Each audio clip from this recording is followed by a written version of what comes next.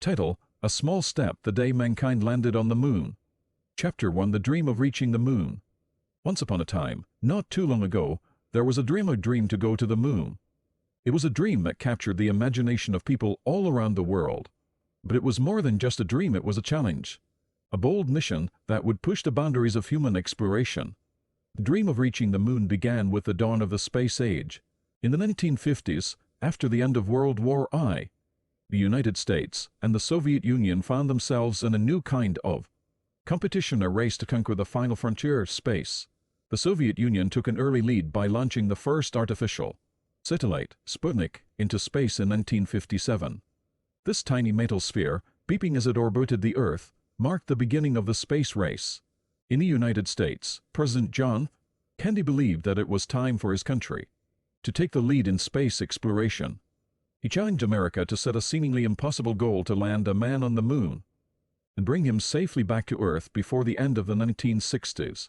It was a dream that would require determination, innovation, and the combined efforts of thousands of people. The dream of reaching the moon was not just about scientific discovery. It was also about proving what humans could achieve when they set their minds to it. It was a dream that fired the imagination of young and old alike, and it would become one of the defining moments of the 20th century. Chapter 2: The Space Race. As the dream of reaching the moon took hold, it sparked a fierce competition between two superpowers, the United States and the Soviet Union. This competition became known as the space race, and it was about more than just landing on the moon. It was a race for prestige, power, and technological superiority. The Soviet Union had already made a significant leap in the space race by launching Sputnik, the first artificial satellite. This achievement sent shockwaves through the United States and the rest of the world. Suddenly, space was no longer the stuff of science fiction. It was a new frontier to be explored. In response to the Soviet Union's success, the United States redoubled its efforts. NASA, the National Aeronautics and Space Administration, was established in 1958, and the Mercury and Gemini programs paved the way for the ultimate goal, the Apollo program, which aimed to put astronauts on the moon. The space race was not just about sending astronauts into space. It was also about sending a message to the world. It was a demonstration of technological prowess, a way to showcase the capabilities of each superpower. The world watched as rockets were launched, astronauts were trained, and milestones were reached. But amidst the rivalry, there was also a spirit of cooperation. Despite their differences, the United States and the Soviet Union shared a common goal: the exploration of space. They exchanged information and even conducted joint missions in space. As the 1960s progressed, the space race reached its climax with the moon as the ultimate prize. The dream of reaching the moon was within reach, and both nations were determined to make it a reality. Chapter 3: The Rocket That Could. The dream of reaching the moon required a special kind of rocket, one that could carry astronauts across the vast expanse of space and safely land them on the lunar surface. That rocket was the Apollo. The Apollo program was a colossal undertaking, and at its heart was the Saturn V rocket, a technological marvel of its time. Standing over 360 feet tall, it was taller than the Statue of Liberty, and more powerful than anything ever built. The Saturn V had three parts, each with its own crucial role to play. Bottom part was the first stage, powered by 5 massive engines that burned kerosene and liquid oxygen. It provided the initial thrust needed to escape Earth's gravity. The second stage, perched atop the first, was powered by 5 engines that burned liquid hydrogen and liquid oxygen. It pushed the spacecraft even higher and faster, propelling it toward the moon. The third stage, the command module, was where the astronauts lived and worked during the journey. It was their home away from home, equipped with the controls, instruments, and supplies needed for the mission. The most important part of the rocket was the lunar module, affectionately known as the LEM, Lunar Excursion Module, or EAGLE. It was designed to carry astronauts from lunar orbit to the moon's surface and back again. It had 4 legs for a soft landing, and its spindly appearance earned it the nickname Spider. The Saturn V was a testament to human ingenuity and engineering prowess. It had to perform flawlessly, carrying astronauts on a journey through the harsh vacuum of space to a destination over 240,000 miles away. It was a rocket that could, and it would carry the dream of reaching the moon to its ultimate destination. Chapter 4: Blast Off. On July 16, 1969, a sunny morning at Cape Kennedy, Florida, a momentous event was about to take place. A massive crowd had gathered to witness history in the making the launch of Apollo 11, the mission that would take astronauts to the moon. As the clock counted down, the anticipation grew. Inside the command module, 3 astronauts Neil Armstrong, Buzz Aldrin, and Mitchell Collins prepared for their incredible journey. They were about to ride it up the mighty Saturn rocket, a vehicle so powerful that it would propel them out of Earth's atmosphere and into the vastness of space. At 932 the engines of the Saturn roared to life, filling the air with thunderous noise and billowing clouds of smoke. Slowly, majestically, the rocket began to rise from the launch pad. It was a sight to behold, a testament to human achievement. The Saturn climbed higher and higher, its powerful engines pushing it toward the heavens. Inside the command module, the astronauts felt the tremendous forces of liftoff. They were trained for this moment, and their hearts were filled with excitement and determination. As the rocket disappeared into the blue sky, the world watched in awe. The dream of reaching the moon was now a reality, and the adventure had only just begun. The astronauts were on their way, hurtling through the void of space toward the distant lunar surface. Chapter 5: The Long Trip. With the Earth shrinking behind them, the Apollo 11 astronauts Neil Armstrong, Buzz Aldrin, and Mitchell Collins settled into the next phase of their journey, the long trip to the moon. Inside the command module named Columbia, they had everything they needed to survive in the harsh environment of space. The trip to the moon was not a straight line. It followed a carefully calculated path, like a cosmic highway through the solar system. The astronauts had to rely on their navigation instruments and the precise calculations of NASA's mission control to ensure they stayed on course. Life inside the command module was a bit like camping in a small, high-tech tin can. The astronauts had sleeping bags, freeze-dried food, and even a small window to peer out into the endless expanse of space. There was no gravity in space, which meant everything floated: food, tools, and even the astronauts themselves. They had to learn to move around in a weightless environment, using handrails and Velcro to stay anchored. During the journey, the astronauts conducted experiments, took photographs of the Earth and the Moon, and communicated with mission control back on Earth. They also had time for some leisure activities, like reading and listening to music. They even had a tape recorder with some of their favorite songs. But as they ventured farther from Earth, the view outside their tiny window changed. Blue and white orb of Earth grew smaller, and the moon, the destination, slowly came into view. It was a breathtaking sight, a reminder of the incredible journey they were undertaking. Chapter 6: Eagle has landed. After 3 days of traveling through space, Apollo 11 approached the moon. The tension on board was palpable as Neil Armstrong and Buzz Aldrin prepared to climb into the lunar module, Eagle.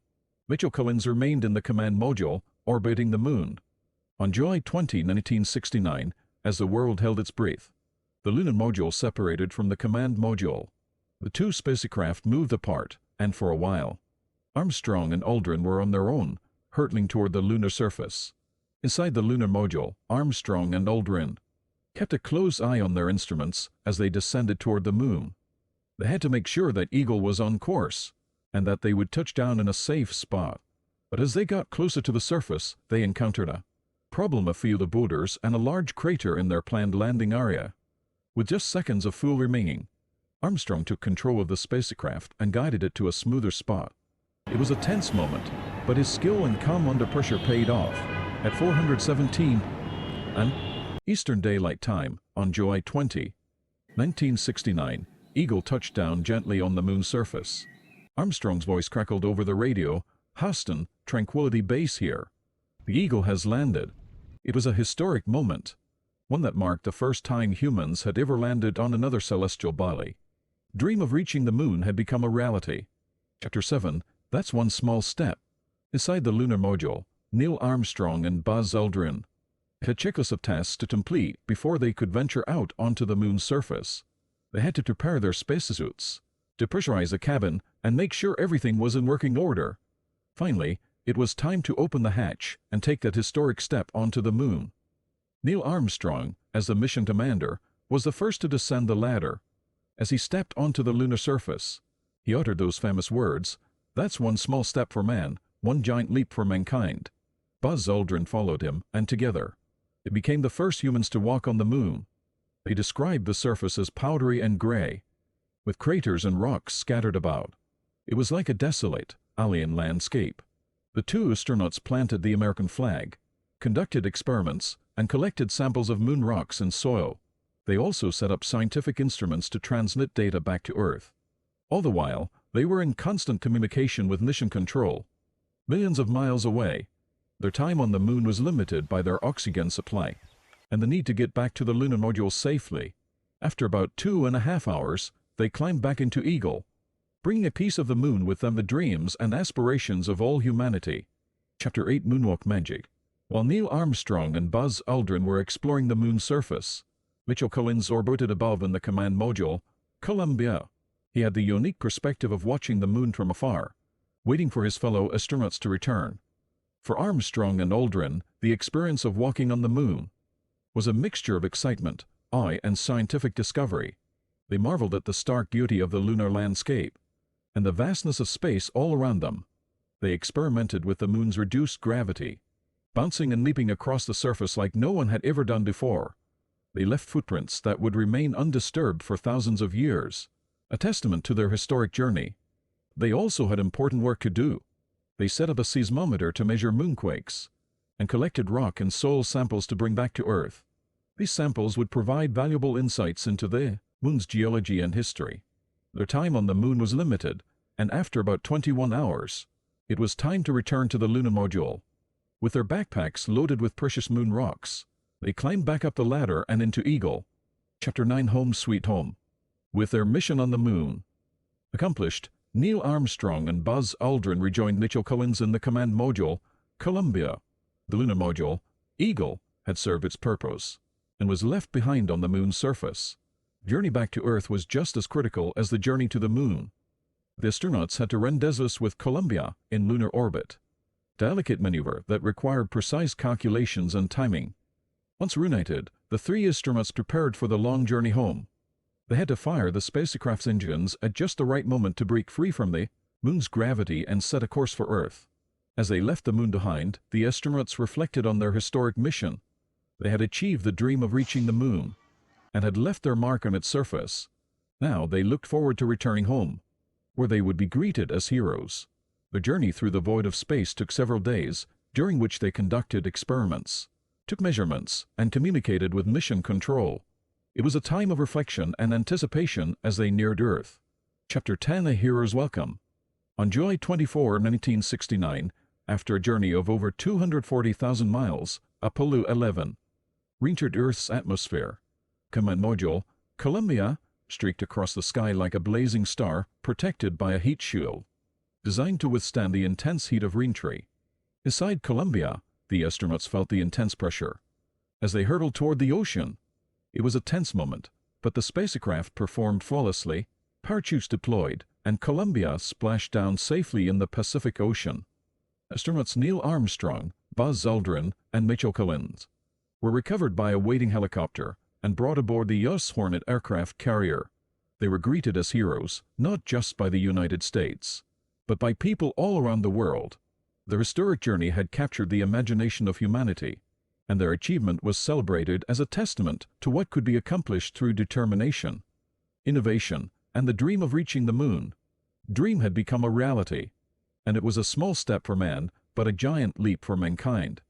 The legacy of Apollo 11 would live on, inspiring future generations to reach for the stars and continue the exploration of space. Postscript: the legacy of Apollo 11. The dream of reaching the moon was achieved by the efforts of thousands of people, from the astronauts, who risked their lives, to the engineers, scientists, and technicians who designed and built the spacecraft. It was a testament to human ingenuity and determination. The legacy of Apollo 11 continues to inspire and influence the world today.